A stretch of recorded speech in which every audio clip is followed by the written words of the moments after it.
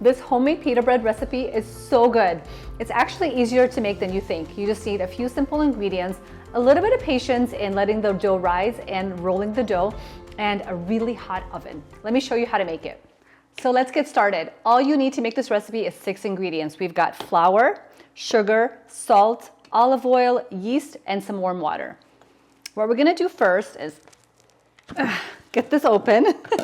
But we're also gonna go ahead and just get the yeast and sugar and water dissolved so it could have time to get nice and foamy. You'll need 1 1/4 cup of water in the stand mixer, a packet of yeast, and 2 teaspoons of granulated sugar.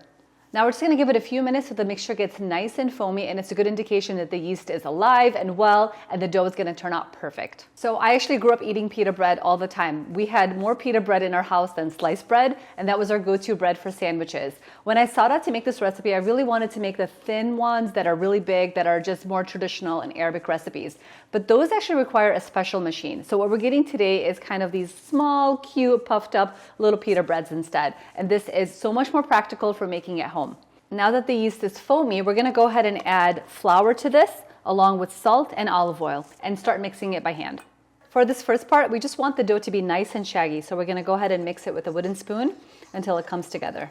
And we're gonna slowly add another cup of flour and a 1/3 cup of flour and give it a good mix. Now when the dough is shaggy like this, you can go ahead and start kneading it. You can knead it by hand if you wanted to, or just use a stand mixer if you have it. It's so much easier and faster. All right, after 10 minutes, the dough comes together really well, just like this. What we're gonna do now is we're gonna go ahead and cover it with a plastic wrap or a damp kitchen towel and let it rest for 1 hour, and the dough will double. And I wanna show you what the dough looks like after it's been resting for an hour.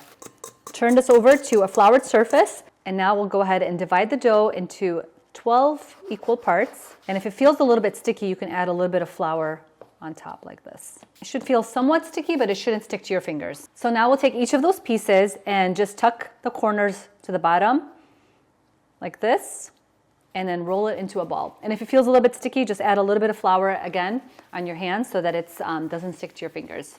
Then we'll take each of those little dough balls and put it on a tray covered with a damp kitchen towel.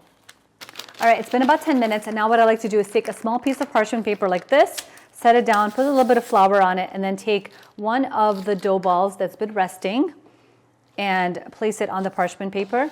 And we want to go ahead and roll this out as evenly and flat as possible. It's important to keep it even because that's what's going to create the little air pockets that pita bread is so well known for. Pat, pat, pat. Good girl. And then, all right, and then we'll place this right here. And we're just going to let it sit there while we do the rest of the dough. All right, our pita bread has been resting for 30 minutes and they're ready to go. They look nice and doughy and fluffy, and they've kind of risen just a little bit as well. I preheated the oven to 550, and I recommend preheating it as high as your oven will go. If that's 450 or 500, that's totally fine. Essentially, we just want to mimic a pizza oven in our home oven right there. Another important tip is to add a pan in the oven while the oven is preheating, because then the pita bread will hit that hot pan immediately. All right, it's time to pop them in the oven, and we want to move pretty quickly because we don't want that oven to lose any of its heat. All right, as soon as they come out of the oven, we're going to go ahead and put them in on a tray and cover them up so they stay nice and moist. All right, here's the final product. Look how good these look. They're so soft and moist. And let's open them up to see the air pocket inside.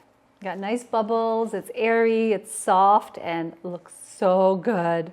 And pita bread is wonderful for making sandwiches and wraps. You can break them up, toast them, and add them to salads like fattoush, or you can use it for dipping. What I like to do is add it to a nice plate of lebne with some za'atar, mint, and olive oil. It's so good. It's amazing. That fresh pita bread straight out of the oven is warm, it's soft, and it's so delicious. I hope you get inspired to make pita bread at home. It's actually a pretty fail-proof recipe. Even if you make a couple mistakes here and there, it turns out so good every single time. I hope you try the recipe, and I hope you love it. If you enjoyed this video, share it with friends and family, and I'll see you guys next time.